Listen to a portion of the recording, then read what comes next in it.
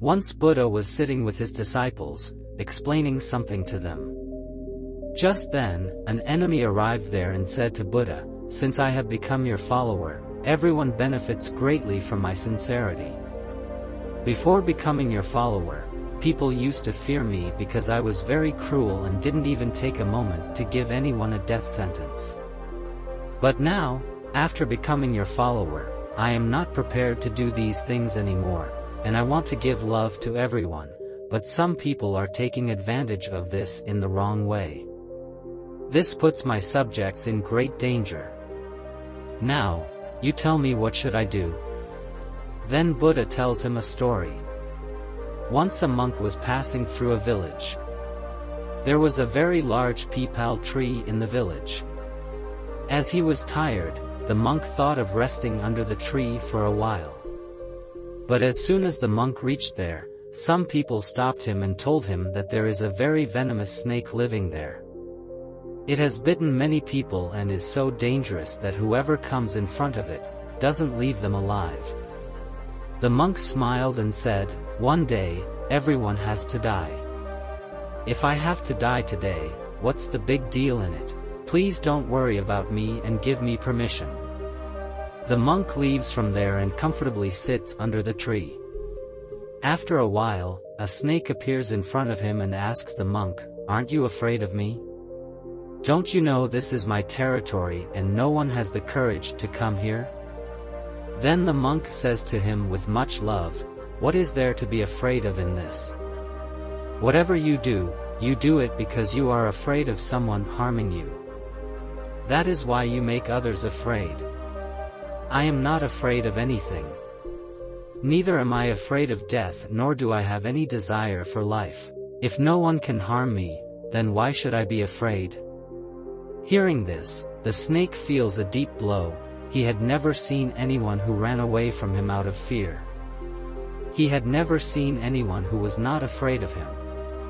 After listening to all these things, the snake lies down at the monk's feet and says to him, "I have done whatever to save my life.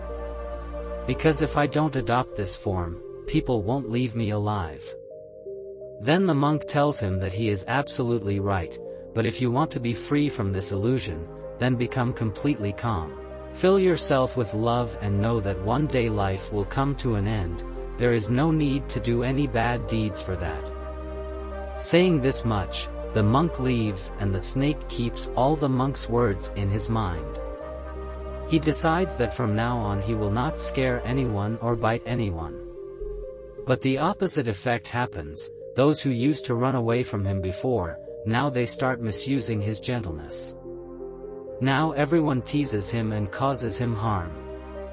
Now the snake becomes very sad and remains severely affected by the injuries. Now his body has many marks of wounds because he was not supposed to harm people anymore, and he tries to stay with everyone with love. But the fear that people had towards him was what kept him safe. After a few days, the monk comes back under the same tree and sits there comfortably. But this time, the monk is surprised and shocked when he sees the poor snake. Also, wondering about the snake's condition before, and what has become of it now. He is also very worried about it. Upon seeing the monk, the snake says, "Ever since you told me to become peaceful and embrace love, people have started treating me very badly, which has made it difficult for me to live my life. Now, you tell me, what should I do?" The monk says, "Friend, I did not tell you to change your nature.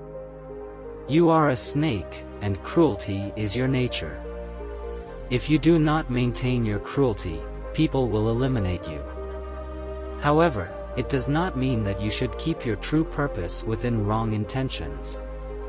You need to keep yourself right from within and show the necessary exterior.